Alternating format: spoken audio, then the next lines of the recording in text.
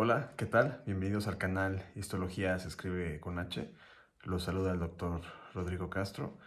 Y el día de hoy veremos el tema de la histología del globo ocular. Espero que sea de su agrado, de su gusto, que aprendan mucho en esta clase. No olviden suscribirse al canal y compartir. Gracias. Hola, bienvenidos de nuevo al canal Histología se escribe con H. En la clase del día de hoy realizaremos un repaso teórico práctico del globo ocular.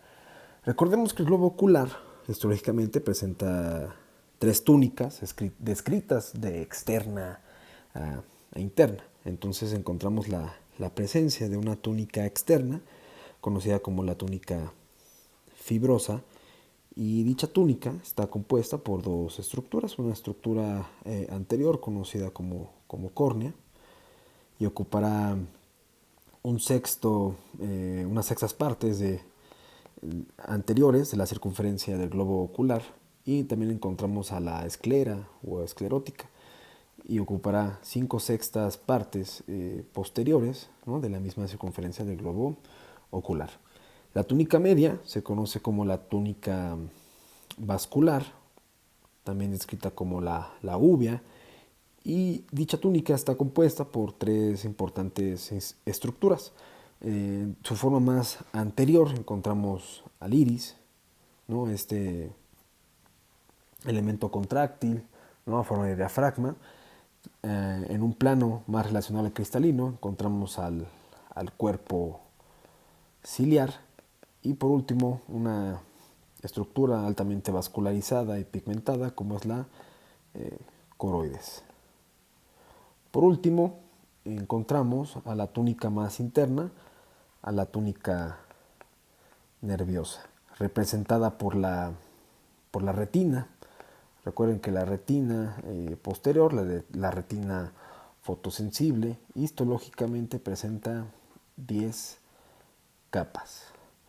Muy bien, tenemos una foto de, de un corte completo de ojo, de un procesamiento de ojo. Se ve rosa, ¿no?, procesamiento con hematoxilina eosina, y nos ayudará muchísimo para hacer un recuerdo histoanatómico de las estructuras del mismo globo ocular. Entonces, en la parte más anterior yo localizo a mi córnea, esta estructura transparente, avascular, que forma parte del sistema óptico del ojo. Si lo señalamos o delimitamos, lo encontramos en la parte más anterior, y es una estructura que se encuentra relacionada y en contacto con el medio ambiente. Y las 5/6 partes posteriores de dicha circunferencia del globo ocular de la capa fibrosa estarán dadas por la esclera. Recuerden que la esclera es esta estructura que en su macroscopía se observa de color blanco, ¿no? Es la porción blanquecina de mi ojo. Ahora, conservando el código de colores, encontramos al iris, ¿cierto?, en su parte más anterior, en relación a la túnica vascular, ¿no?, este diafragma contráctil, y posterior a él, cercano al plano del cristalino, encontramos al cuerpo ciliar. Por eso esa gran relación que tiene también, ¿no?, el músculo ciliar con la contracción y modificación de la forma del cristalino. Y en el polo más posterior del ojo, en relación a la túnica vascular, encontramos a la coroides. Ahora se puede observar cómo mediante este procesamiento se observa una capa, ¿no?, que está desprendida del mismo globo ocular y corresponde a una capa, a la capa más interna, ¿no? Entonces noten cómo en esta foto, en este procesamiento, pues se observa a la retina desprendida. Y previamente lo comentamos, la retina presenta 10 capas, lo revisaremos más adelante. Y observen en esta zona la formación del nervio óptico, que el nervio óptico corresponde a un cúmulo muy grande de axones de células ganglionares. También podemos ayudarnos de este esquema para delimitar las tres cámaras presentes en el ojo. Recuerden que está la cámara anterior, la cámara posterior y la cámara vítrea. La cámara anterior, vamos a ponerlo, cámara anterior, está delimitada anteriormente por la superficie posterior de mi córnea y posteriormente por la superficie anterior del iris. Ahora encontramos también a mi cámara posterior y dicha cámara estará delimitada, ¿cierto? Por anteriormente por la superficie posterior del iris y por la superficie anterior de mi cristalino. Muy bien, entonces también pongamos una flechita aquí, ¿no? Tenemos la presencia de este disco intraocular conocido como cristalino, ¿no? Que forma parte del sistema óptico del ojo. Y por último describamos a la cámara vítrea, que corresponde a toda esta sección que estoy delimitando, ¿cierto? Y los límites, ¿cuáles son? El límite anterior corresponde a la superficie posterior de mi cristalino hasta llegar a ser delimitada, ¿no? Por toda la retina. Entonces tenemos la presencia de mi cámara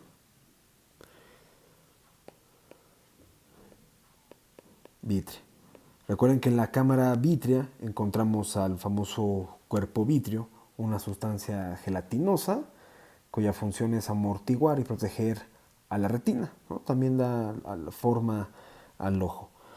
Ahora, continuando con el estudio de la capa fibrosa del ojo, revisemos un acercamiento a esta zona, ¿no? Entonces observemos un ligero acercamiento al polo anterior de mi ojo, donde vamos a apreciar al iris, al cristalino, a la cámara anterior y a la misma córnea, con un poco de esclera al final.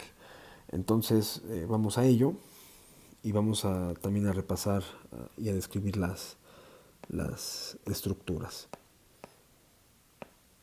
Bien, entonces esto corresponde al polo anterior, ¿no? Entonces tengo yo la presencia de la córnea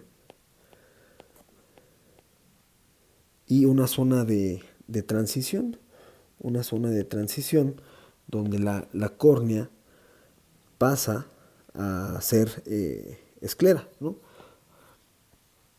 Y esta zona de transición se conoce como limbo, el famoso limbo esclerocorneal, que histológicamente es importante, ya que ahí se encuentran células madre. También encontramos al iris, podemos señalarlo, a esta estructura anterior de la túnica vascular. También se puede apreciar, pongámoslo de color azul, la superficie anterior de mi cristalino. También observamos a la apertura pupilar, ¿no? A la pupila, muy bien. Y también en esta fotomicrografía podemos delimitar de nuevo, repetir muy bien los límites de mis cámaras. Entonces tengo la presencia de la cámara anterior, ¿cierto? Donde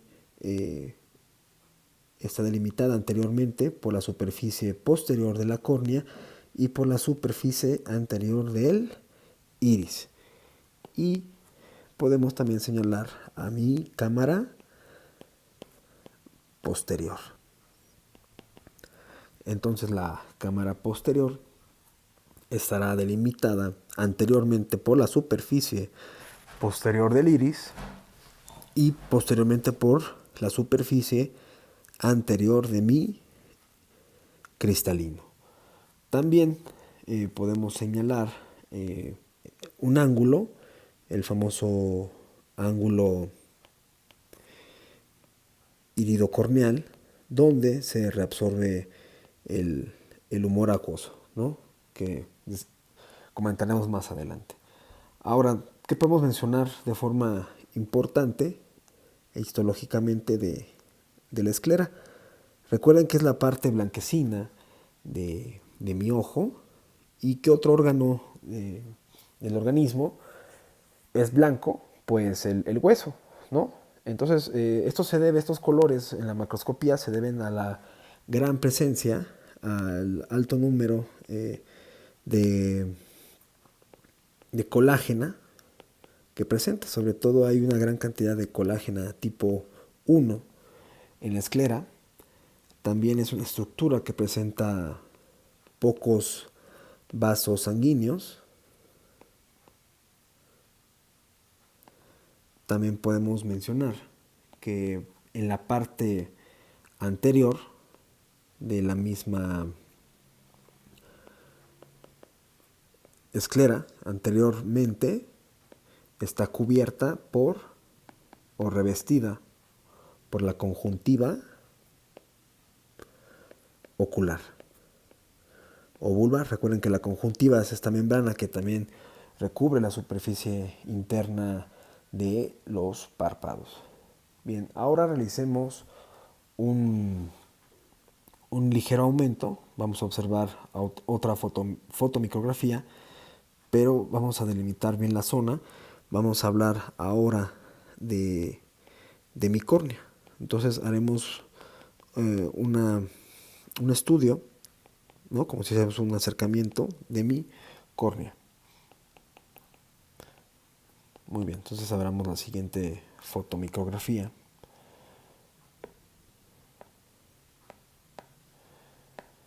Bien, entonces tenemos la presencia de esta fotomicrografía de mi córnea. Recuerden que la córnea es una estructura avascular, por eso el gran avance que se ha realizado, sobre todo en los trasplantes corneales, es un medio importante de refracción, es el primer medio de refracción, es una estructura transparente, ¿cierto? Presenta un alto índice de refracción. La luz presenta un índice de refracción en el aire de 1, ¿no? La córnea presenta, si no mal recuerdo, un índice de refracción de 1.4, 1.5.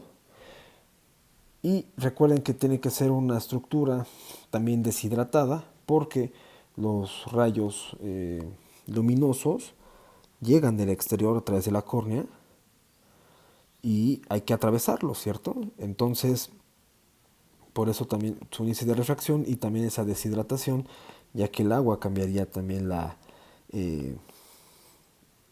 posición de estos rayos y no lograrían pasar, porque recuerden que después de llegar y atravesar la córnea, llegan a mi cristalino y de ahí llegan a la retina.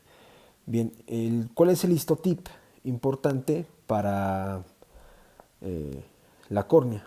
El histotip para la córnea vas a recordar el A, B, C, D, E. Estas letras en mayúsculas, espero alguien ya las conozca, este histotip. Entonces empecemos. Empecemos a señalar la primera capa de las 5 que presenta la córnea, ¿no? Entonces la primera corresponde a un epitelio, lo podemos ir señalando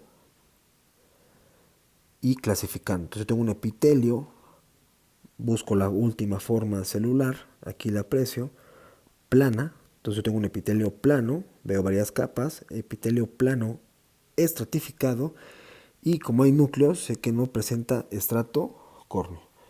Dicho epitelio plano estratificado sin estrato córneo corresponde a la primera capa de la córnea y se conoce como el famoso epitelio anterior. Y de ahí la mnemotecnia de la A de anterior. Ahora, en clase de epitelio mencionamos que todo epitelio descansa sobre una membrana basal. En este caso no se observa, pero esa membrana basal en algunos otros cortes se logra apreciar y se conoce dicha membrana basal como la membrana de Bowman. De ahí la B, ¿no? B de Bowman. También recordando otro concepto histológico, debajo de todo epitelio hay tejido conjuntivo. Entonces, número 3, la tercera capa, corresponde al estroma corneal. C de corneal. Entonces, todos estos núcleos que se observan, estos núcleos planos en la córnea, en este estroma corneal, corresponde a la célula más abundante del tejido conjuntivo, que se conocen como los fibroblastos, que también en la córnea se conocen como queratocitos. Y recuerden que están modificados, ¿no? Son más planos para que pueda asimismo pasar la luz. El estroma también corneal, mencionemos que comprende el 90% del grosor de la misma córnea y que las fibras colágenas están dispuestas en una disposición ortogonal, ¿no? Que permite también el paso de la luz. Ahora mencionemos como cuarta capa a otra membrana basal. Me refiero a la membrana de Descemet, ¿no? De ahí la D, ¿no? Membrana de Descemet, otra membrana basal. Y si yo comento que hay una membrana basal, es porque existe otro epitelio relacionado que va a corresponder a la quinta capa. Ahora clasifiquémoslo. Se observa una ligera membrana, ¿cierto? Donde se aprecia con buen ojo núcleos planos, que corresponde a un epitelio plano simple. Entonces la E de la quinta capa corresponde al endotelio corneal. Histológicamente es muy importante este endotelio. ¿Por qué? Porque estas células, chicos, estas células epiteliales planas, presentan unas bombas de sodio que bombean sodio a la cámara anterior, con ellas agua, para mantener también el estroma de la córnea deshidratada. De esta forma no modifica el índice de refracción la córnea. Y también puedes entender que el endotelio corneal pues será la superficie posterior, ¿no? Que esté dando la cara anterior de la cámara anterior. Muy bien. Ahora observemos otra fotomicrografía de esta zona que vamos a delimitar. Vamos a observar un corte entonces donde apreciemos córnea, observemos esclera, observemos al ángulo irido-corneal, observemos a mi iris y asimismo alguna pequeña sección de mi cristalino. Muy bien, entonces corresponde a esta imagen, ¿cierto? Y también podemos abrir esta, ¿no? Muy bien. Ahora volvamos a señalar las estructuras. Tenemos la presencia de la superficie anterior de mi cristalino tenemos presencia de la cámara anterior. Observamos a la córnea, ¿cierto? Y observamos, aunque esté de forma desprendida, una pequeña porción de mi conjuntiva ocular. De hecho, se puede ver, aunque esté a muy pequeños aumentos, un patrón en ondas, ¿cierto? Entonces se ve muy claro que presenta un epitelio plano estratificado, que se continúa con la córnea. Y recuerden que la conjuntiva mencionamos que está cubriendo o revistiendo a mi esclera. Entonces tenemos también presencia de mi esclera, que mencionamos también, presencia de colágeno tipo 1. Y en esta parte observamos también a mi iris, que es la siguiente estructura a analizar histológicamente. Y también podemos delimitar a mi cuerpo ciliar. Entonces tengo presencia de mi cuerpo ciliar, donde también se localizan o se observan en este plano algunas proyecciones o evaginaciones del mismo que corresponden a los procesos ciliares. Y en esta zona estaríamos en la cámara posterior, ¿no? Yo creo que, aunque sea muy repetitivo, se va entendiendo la imagen, ¿no? Entonces, aquí, sin describir o repetir lo que se ha escrito, podemos observar a la córnea, ¿cierto? Aquí encontramos una pequeña sección de la conjuntiva ocular. Observamos a mi esclera, ¿cierto? Entonces estaríamos en la zona del famoso limbo esclerocorneal.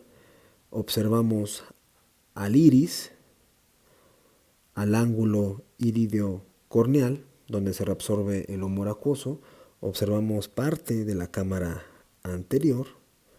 Observamos a mi cristalino, a los procesos ciliares y observamos al cuerpo ciliar.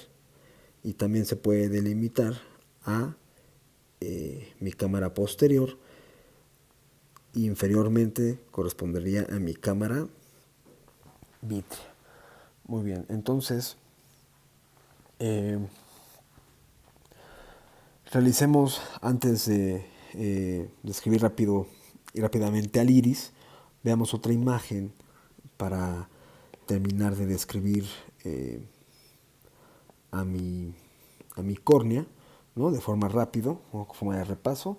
Entonces yo tengo la córnea, quedamos que tenía 5 capas, ¿no? La primera, la más externa, conocida como el epitelio corneal.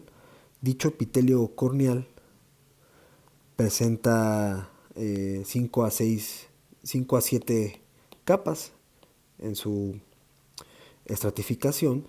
Y vean esta imagen muy bonita, ¿no? En la parte central del epitelio se observa una mitosis, y es porque existe gran división celular en la córnea, ¿no? De hecho, hay un recambio en 7 días, ¿no? Ya que es una estructura que está en contacto con el exterior.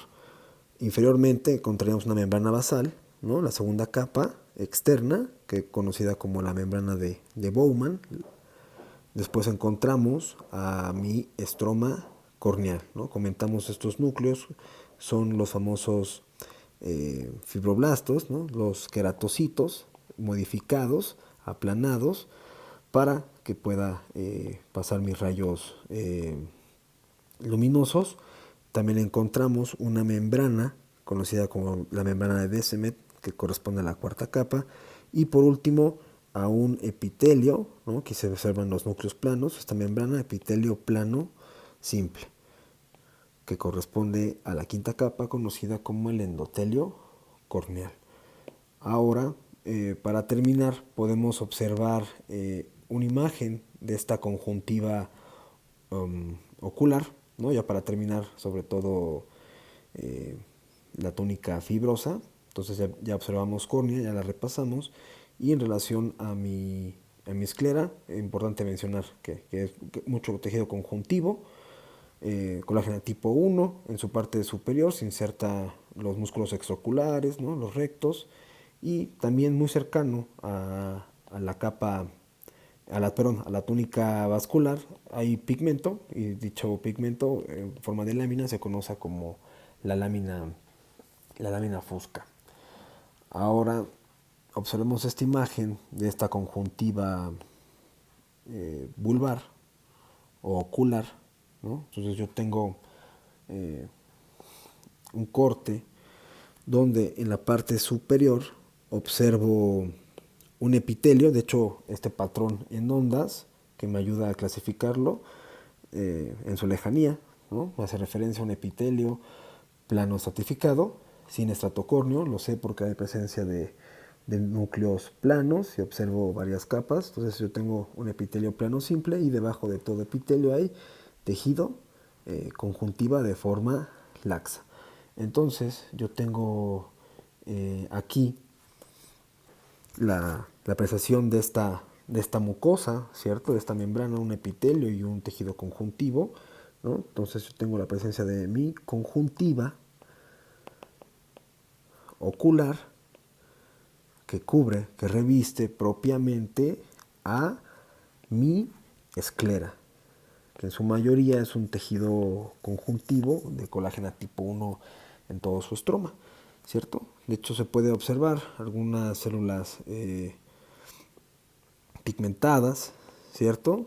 Y también vasos sanguíneos. Ahora comencemos con la descripción del iris. Vamos a poner esta imagen a medianos aumentos y a bajos aumentos para no perdernos de contexto. Entonces, vean a pequeños aumentos, a pequeños aumentos podemos observar que el iris presenta una superficie anterior, ¿cierto? Y una superficie posterior. Y es bastante notorio que la parte o zona posterior está altamente pigmentada.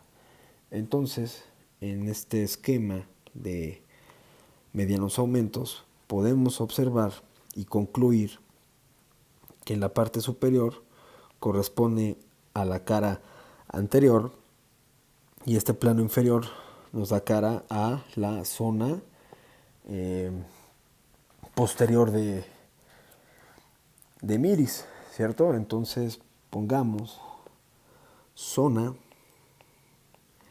anterior del iris y la zona posterior.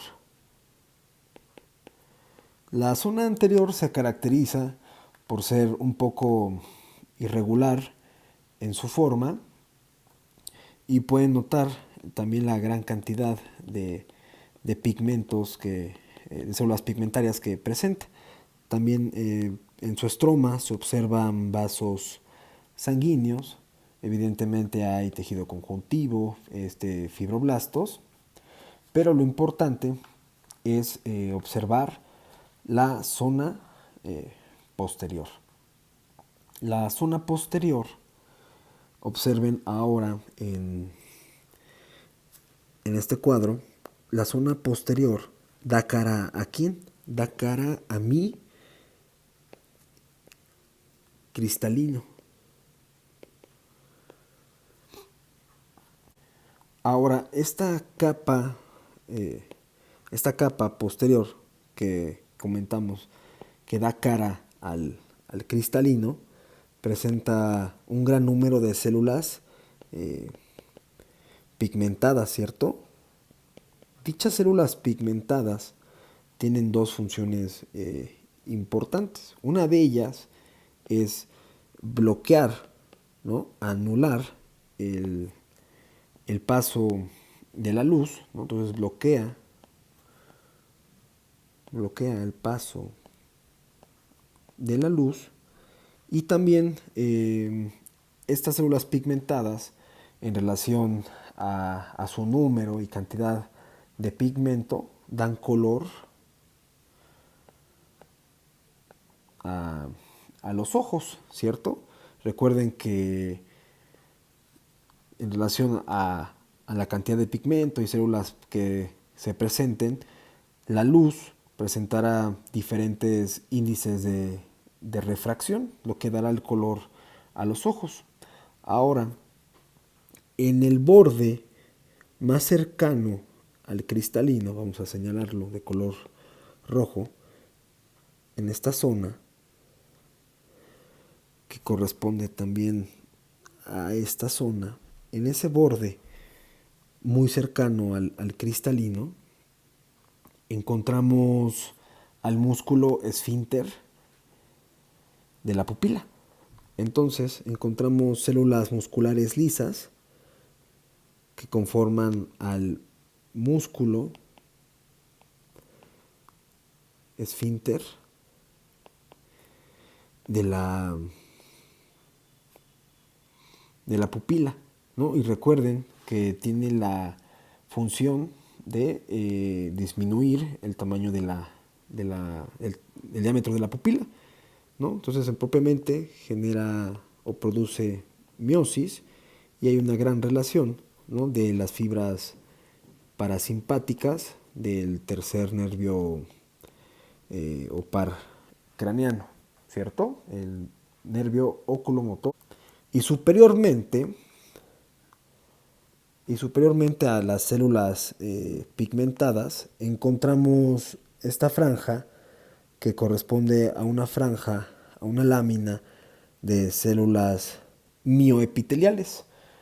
Dicha franja, vamos a delimitarla de color azul.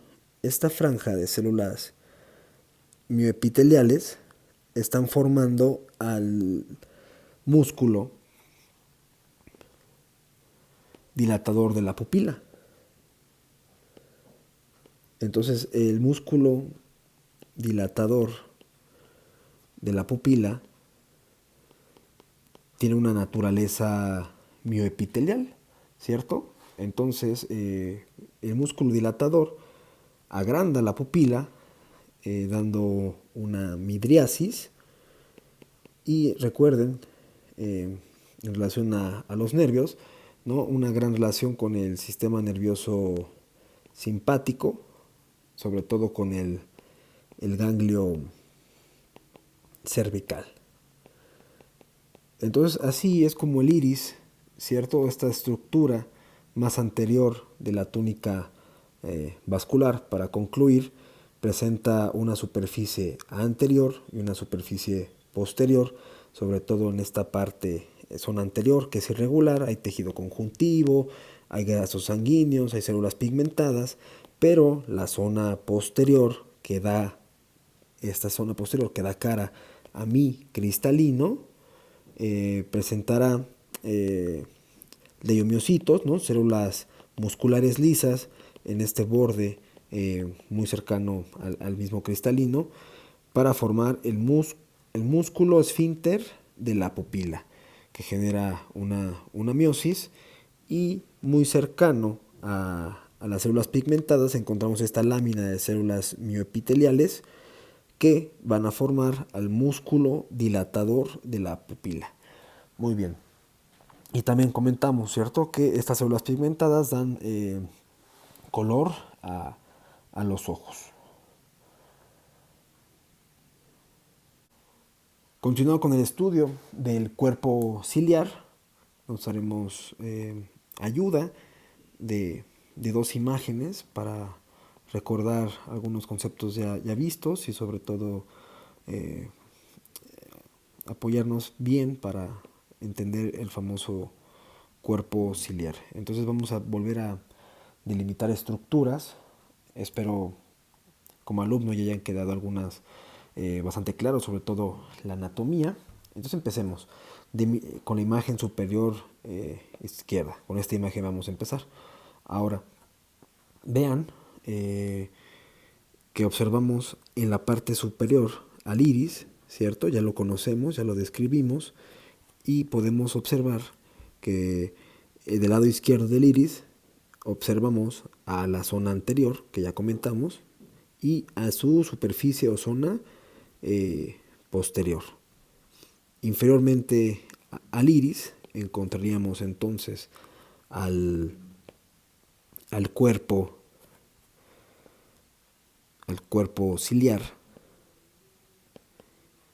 y también podemos observar a los famosos procesos ciliares, ¿cierto? Que más adelante explicaremos, ¿no? Estas famosas proyecciones que nacen del cuerpo ciliar, ¿no? Los procesos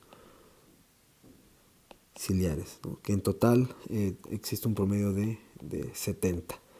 Entonces, aquí tenemos muy bien delimitada histológicamente a la túnica vascular, ¿cierto? Tenemos al iris, al cuerpo ciliar, y si yo continuara, observaríamos la presencia de ¿quién? De la coroides. Y de este lado tendríamos a mi retina.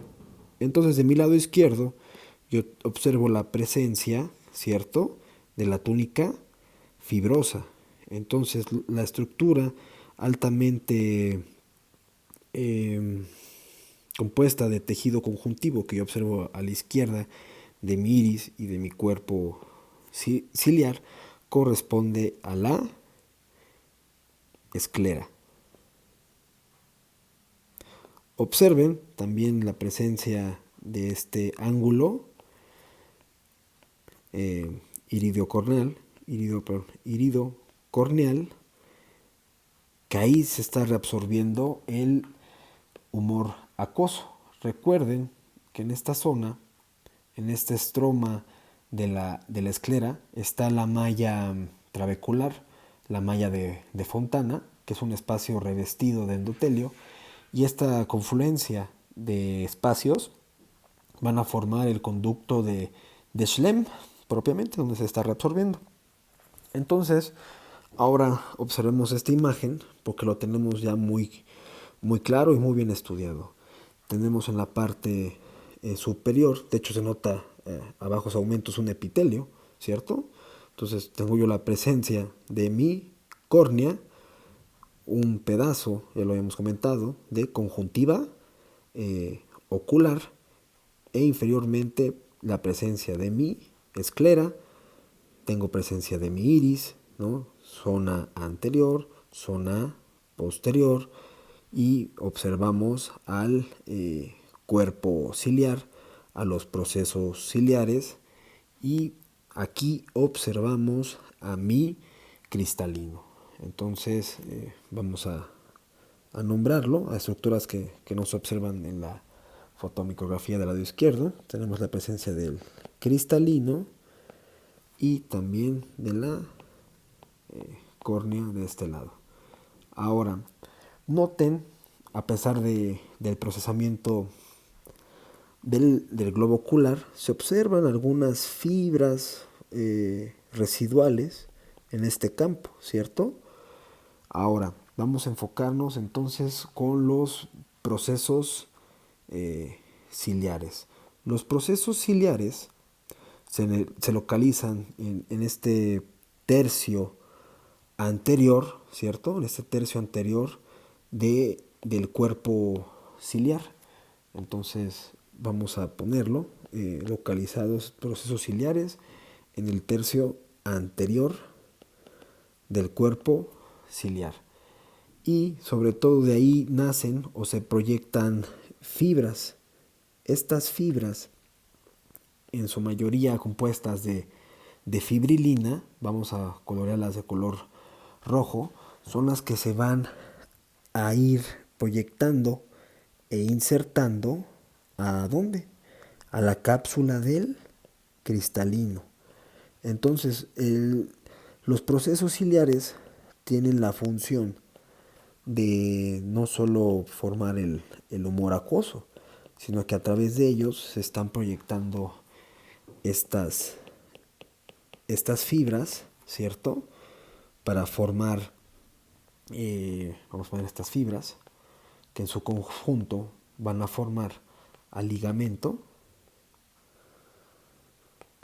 suspensorio o ligamentos suspensorios del cristalino.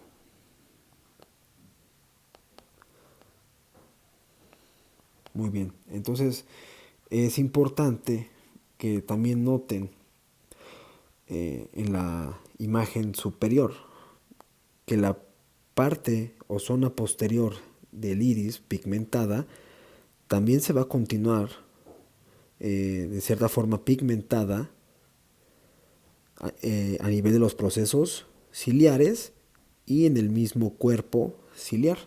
¿Notan? O sea, propiamente existe una franja de pigmento que protege al ojo, ¿no? Y que se continúa. Ahora, noten, yo sé que no es la mejor imagen porque estamos alejados, ¿no? No estamos a grandes aumentos, pero se observa aquí una franja pigmentada, ¿cierto? Y otra franja que no lo está. Entonces, lo que sucede es que existe, vamos a dibujarlo de color rosa, en la parte, en la zona, en esta zona, en la zona más interna, ¿cierto? De la capa media, sobre todo del cuerpo ciliar, existe una bicapa, ¿cierto? Una bicapa que se ha descrito de forma cúbica o cilíndrica, en la cual se encuentra dos capas. Entonces, existe una capa denominada epitelio pigmentado externo, en la cual ni se aprecian los núcleos de las células, ¿no? De hecho se aprecia de esta forma. Y la segunda capa, o la capa más interna, ¿cierto? Se conoce como el epitelio ciliar no pigmentado interno,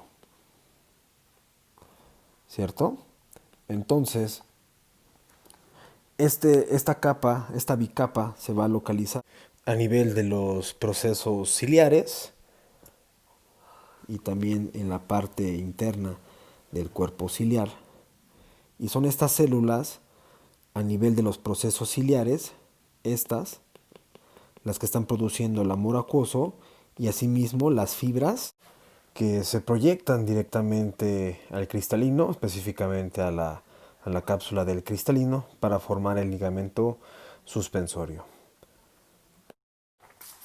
Por último, mencionaremos que en el cuerpo ciliar no solo hay tejido conjuntivo laxo, encontramos melanocitos, vasos sanguíneos, encontramos, ¿no?, en su superficie interna a esta bicapa epitelial, sino que también existe inmerso en su cuerpo el famoso músculo ciliar, ¿cierto? Entonces encontramos células musculares lisas, encontramos el músculo ciliar. Recuerden que el músculo ciliar se relaciona mucho con el proceso de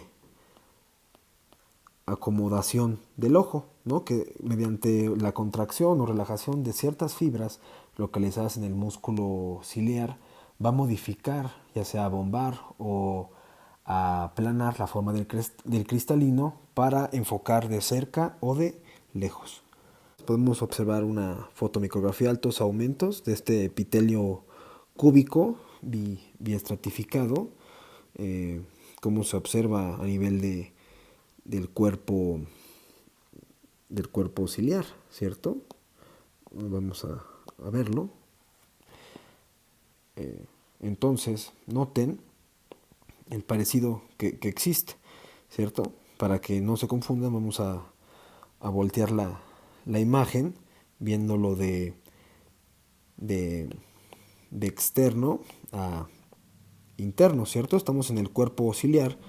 De hecho, observamos un gran vaso sanguíneo, ¿cierto? Un endotelio, epitelio plano simple, gran cantidad de eritrocitos, ¿no? Pero noten este epitelio cúbico biestratificado, ¿cierto? Donde las células epiteliales pigmentadas corresponden a la capa externa, a este famoso epitelio pigmentado externo, y otra capita de células cúbicas, ¿cierto? Núcleos redondos, muy contiguos, corresponde al epitelio ciliar no pigmentado interno. Muy bien. Por último mencionaremos a la coroides, que forma parte de la túnica vascular. Recuerden que está la túnica vascular compuesta por el iris, que ya estudiamos, el cuerpo ciliar y la coroides. La coroides propiamente es una capa altamente pigmentada, como las otras dos, altamente pigmentada y asimismo altamente vascular, ¿cierto? Ahora, recuerden que la coroides está en contacto en su superficie interna con la retina, en la superficie interna, y también con la esclera en su superficie externa. Entonces noten cómo la coroides, ¿no?, quedaría en medio, y aquí tenemos la representación de las tres túnicas: la túnica nerviosa, la túnica vascular y también la túnica fibrosa. En relación a esta zona de unión de la retina y la coroides, podemos observar en esta fotomicrografía esta unión, pero asimismo separación de la misma, ¿cierto? La presencia de una membrana, ¿no?, muy delgada de fibras colágena separa a la coroides de la primera capa de la retina, que corresponde al epitelio pigmentado. Entonces observen en la parte superior células epiteliales que tienen núcleos de forma redonda y en su citoplasma gran cantidad de pigmento. Entonces yo observo la primera capa de la retina, al famoso epitelio pigmentado, ¿no?, primera capa de la retina, y veo cómo está separada por esta pequeña membrana, ¿no?, que se observa de color rosa. Esta membrana de colágeno se conoce como la membrana de Bruch, y inferiormente en mi campo yo puedo apreciar componente de la coroides. De hecho, se observan grandes espacios, ¿cierto? Se observan grandes luces, y esas luces están delimitadas, observen, por un epitelio plano simple, ¿cierto? En la coroides existe una gran cantidad de vasos sanguíneos, y la zona más cercana a la coroides también se conoce esta capita como la capa coreo-capilar. Entonces, estos grandes capilares que se presentan a nivel de la coroides tienen la función de nutrir no solo al mismo estroma interno de la coroides, sino que también dará nutrición a la retina. Entonces, esta gran cantidad de vasos sanguíneos sirven para nutrir a mi retina. Ahora, como penúltima estructura a describir en esta clase de histología será el cristalino. Recuerden que el cristalino no forma parte de ninguna túnica, ni de la túnica fibrosa, vascular o asimismo nerviosa, pero forma parte de los medios de refracción del ojo, y ya lo hemos comentado. Entonces, del lado izquierdo tenemos una fotomicrografía del cristalino a bajos aumentos, y del lado derecho tendríamos una fotomicrografía a altos aumentos, ambas teñidas con hematoxilina eosina. Entonces, recordemos de forma importante que el cristalino forma parte de los medios ópticos o medios de refracción del ojo, ¿no? Se describe como un lente intraocular y que también presenta su propio índice de refracción. Su índice de refracción en promedio y sobre todo redondeado corresponde a un índice de refracción de 1.4. Entonces, este lente intraocular, ¿no? Este disco bicóncavo flexible, presenta en la histología 3 capas. Entonces vamos a describir, a señalar dichas capas. La primera capa se aprecia muy bien en la fotomicrografía a grandes aumentos del lado derecho. Dicha capa corresponde a la cápsula del cristalino. Pongamos como número 1, ¿no? La capa más externa, vamos a señalarla, corresponde a una membrana basal. Sería como un epitelio invertido, en el sentido de que la membrana basal se encuentra ahora hacia una porción externa y no interna de un epitelio. Entonces, esta membrana que acabamos de señalar, esta membrana muy bien delimitada de color rosa, corresponde a la cápsula del cristalino, que es, entre paréntesis, una membrana basal. Ahora, debajo de esa membrana basal delimitada de color rojo, encontraremos a la segunda capa. Esta segunda capa se conoce como el epitelio subcapsular, un epitelio debajo de la cápsula.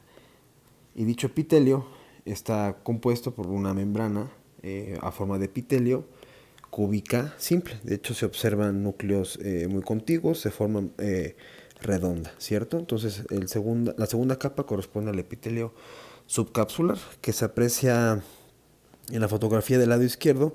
Logramos apreciar grandes puntitos, grandes cantidades de núcleos a pequeños aumentos. Entonces estamos señalando al epitelio subcapsular, y aquí en esta franja de color rosa corresponde a la cápsula del cristalino. Y la tercera capa de color verde corresponde a las famosas fibras del cristalino, como número 3, y corresponde a la capa más interna. Entendemos a las fibras del cristalino. Las fibras del cristalino corresponde en promedio a 2000 células especializadas provenientes del epitelio subcapsular, que poco a poco van migrando a la profundidad o al mismo núcleo, ¿cierto?, del cristalino.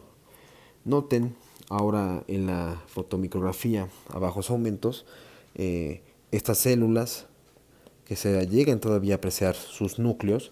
Son células especializadas, diferenciadas, que se van alargando y asimismo van perdiendo sus organelos.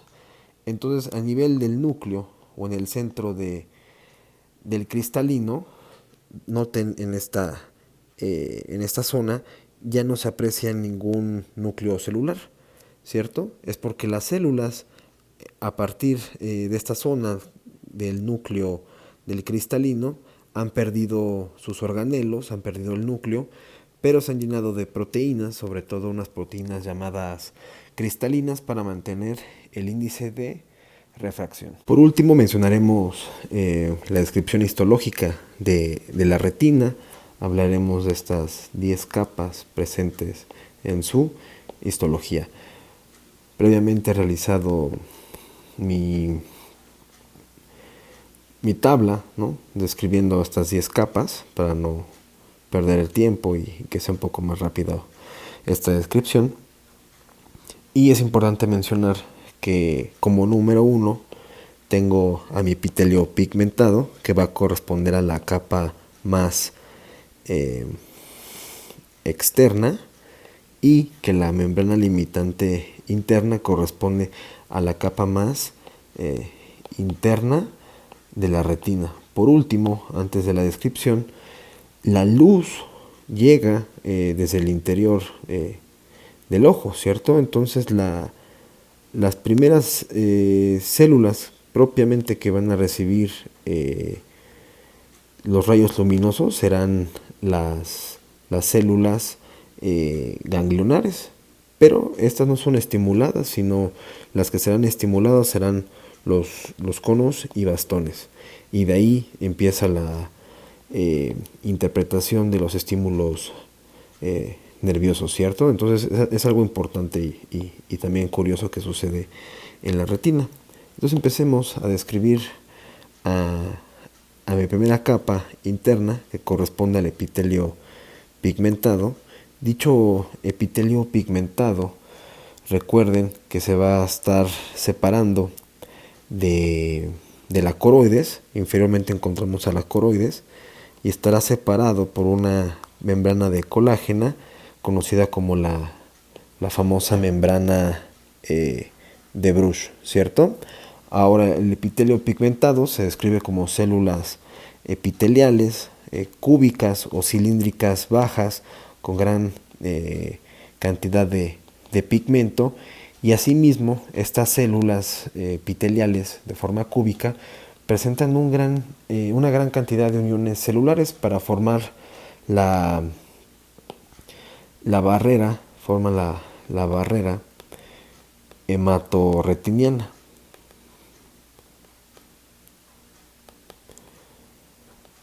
Ahora, recordemos que la gran cantidad de gránulos de melanina que presentan estas células es para absorber la luz, ¿cierto? Recordamos que la luz, lo comentamos previamente, llega desde las capas más internas para estimular a los fotorreceptores, a los conos y bastones, y aquí sigue incidiendo la luz. Entonces la melanina de estas células ayuda a su absorción y que también no se disperse tanto. Asimismo, fagocita discos membranosos de los bastones.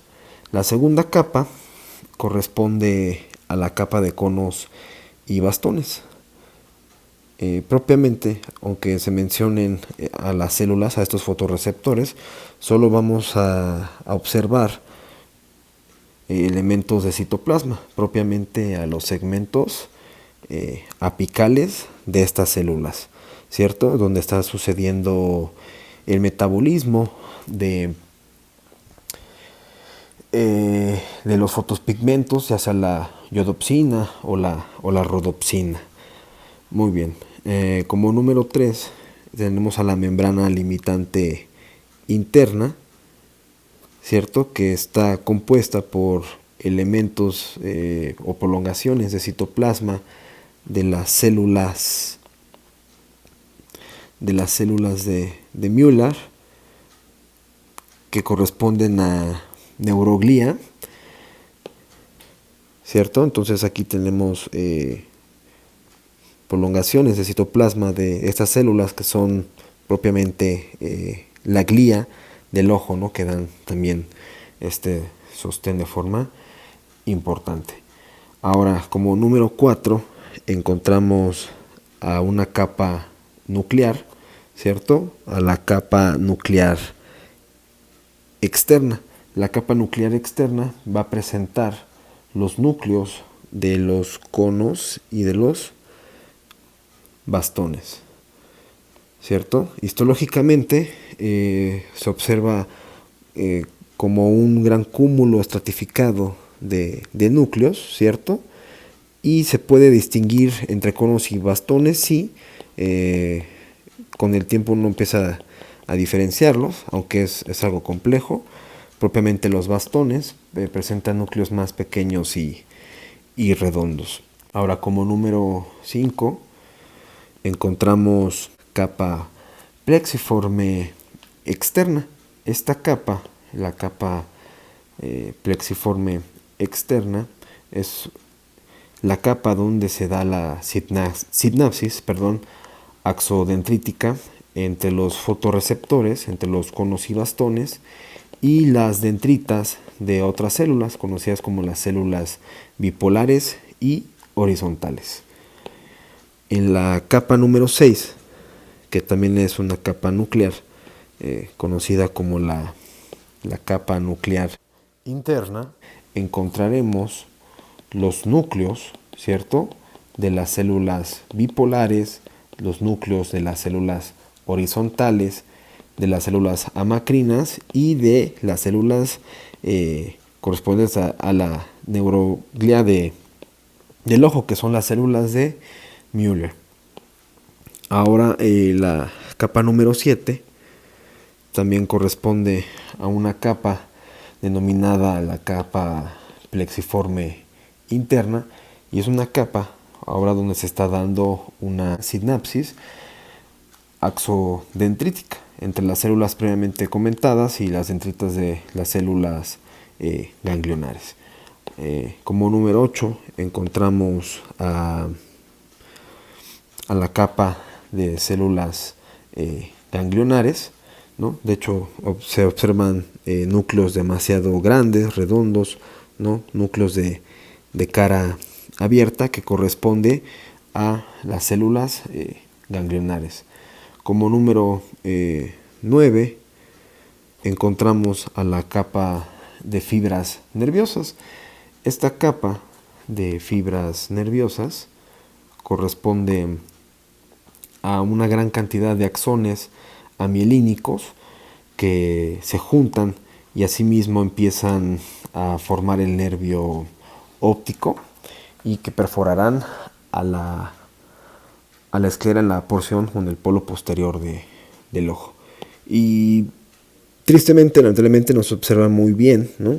Aquí en esta parte superior correspondería a la membrana limitante interna, ¿no? Que sería el límite de la retina, que también está compuesta por prolongaciones de las células de Müller. Bien, con este esquema hemos terminado la clase y repaso de la histología del globo ocular. Espero haya sido de su agrado y asimismo de su utilidad. No olviden dejarme los comentarios y dudas y responderé pronto.